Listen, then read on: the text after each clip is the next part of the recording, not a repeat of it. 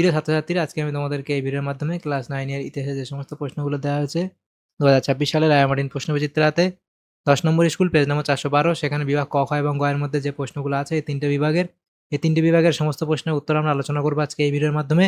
তোমরা ভিডিওটা শুরু থেকে শেষ অবধি অবশ্যই দেখবে এবং চ্যানেলে যদি নতুন হয়ে থাকে অবশ্যই তোমরা চ্যানেলটাকে সাবস্ক্রাইব করে রাখবে পরবর্তী যে স্কুলগুলো আছে সেগুলোর প্রশ্ন উত্তর পাওয়ার জন্য। এবং এর আগের যে স্কুলগুলো ছিল সেগুলোর প্রশ্ন উত্তর আমরা আলোচনা করে দিয়েছি, তোমরা প্লেলিস্ট থেকে সেই প্রশ্ন উত্তরগুলো পেয়ে যাবে, সেখান থেকে দেখে নিও সেই প্রশ্ন উত্তরগুলো।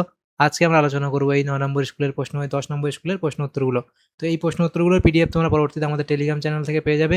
ডেসক্রিপশনে আমাদের টেলিগ্রাম চ্যানেলের লিঙ্ক দিয়ে দেওয়া হয়েছে, সেখানে তোমরা যুক্ত হয়ে যাবে, তাহলে পিডিএফগুলো তোমরা সেখান থেকে পরবর্তীতে পেয়ে যাবে।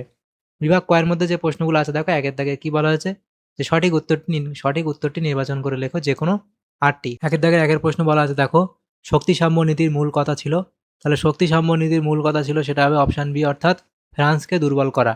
এর পরবর্তী প্রশ্ন বলা আছে দেখো, দাস ক্যাপিটাল গ্রন্থটি প্রকাশিত হয়, তাহলে দাস ক্যাপিটাল গ্রন্থটি প্রকাশিত হয় সেটা হবে 1867 খ্রিস্টাব্দে, অপশান এ হবে এখানে সঠিক উত্তর। এর পরবর্তী প্রশ্ন তিনের দাগের প্রশ্নে বলা আছে দেখো, রাশিয়ার জাররা যে বংশের রাজা ছিলেন, তাহলে সেটা হবে কি রোমানভ বংশের, অপশান এ। এর পরবর্তী প্রশ্ন বলা আছে দেখো, রক্তাক্ত রবিবার এই ঘটনাটি ঘটেছিল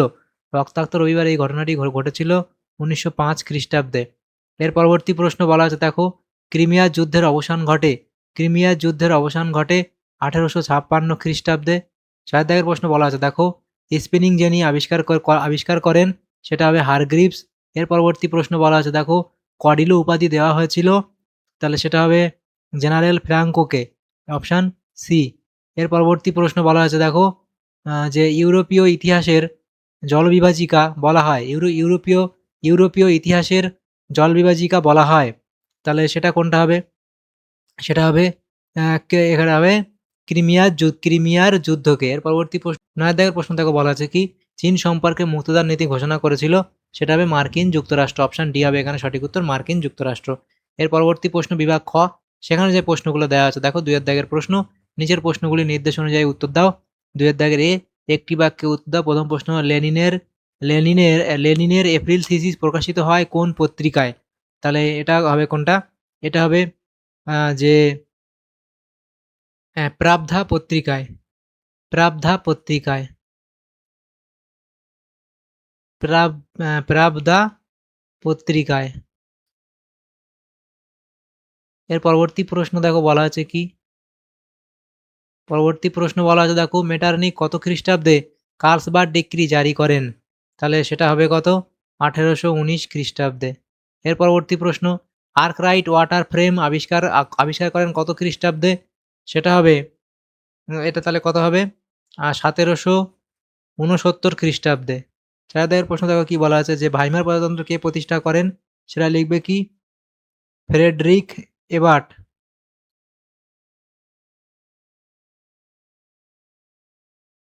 এর পরবর্তী প্রশ্ন বলা আছে দেখো, বিয়ের দাগে সত্য বা মিথ্যা নির্ণয় করো। প্রথম প্রশ্ন, মরক্কোর বিখ্যাত আগাদি বন্দরে জার্মানি প্যান্থার নামে একটি যুদ্ধজাহাজ পাঠিয়েছিল, এটা ঠিক না ভুল বলা হয়েছে? এটা সত্য বলা হয়েছে। পরবর্তী প্রশ্ন বলা আছে দেখো, জন কে স্টিম ইঞ্জিন আবিষ্কার করেন, তাহলে এটা এখানে ভুল বলা হয়েছে। পরবর্তী প্রশ্ন বলা আছে দেখো, মাতসিনি 1848 খ্রিস্টাব্দে ইয়ং ইটালি দল গঠন করেন, এটা এখানে ভুল বলা হয়েছে।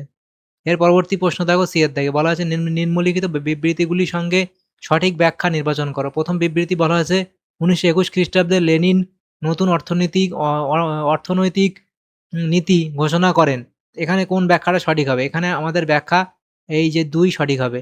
অর্থনৈতিক ও রাজনৈতিক বিপর্যয় থেকে দেশকে উদ্ধার করে দেশের অর্থনীতিকে শক্তিশালী করতে চেয়েছিলেন। বিবৃতি 2 এ বলা আছে দেখো, ইংল্যান্ডে সর্বপ্রথম শিল্প বিপ্লব সংগঠিত হয়, এখানে কোন ব্যাখ্যাটা সঠিক হবে? ব্যাখ্যা 3টা সঠিক হবে এখানে, যে শিল্পের জন্য উপযোগী পরিবেশ, মূলধন, কাঁচামাল ও শ্রমিক ইংল্যান্ডে সহজলভ্য ছিল। এর পরবর্তী যে প্রশ্নগুলো আছে দেখো, বিভাগ গ এর মধ্যে যে প্রশ্নগুলো আছে দেখো, 3 এর দাগে বলা আছে, নিম্নলিখিত প্রশ্নগুলির 2-3টি বাক্যে উত্তর দাও। এখানে যে 5টা প্রশ্ন আছে সেগুলো আমরা আলোচনা করব। প্রথম প্রশ্ন কি, জুলাই রাজতন্ত্র কি? দ্বিতীয় প্রশ্ন দেখো বলা আছে, কত খ্রিস্টাব্দে কাদের মধ্যে ভিল্লা ফ্রাঙ্কা সন্ধি হয়েছিল? শিল্প বিপ্লব বলতে কি বোঝো? তার পরবর্তী প্রশ্ন, ইউএসএসআর এর পুরো নাম কি এবং রুশ বিপ্লবের জনক কাকে বলা হয়? এর পরবর্তী প্রশ্ন হচ্ছে, কে কবে the civil war in France গ্রন্থটি লিখেছিলেন, এটা অবধি লিখবে।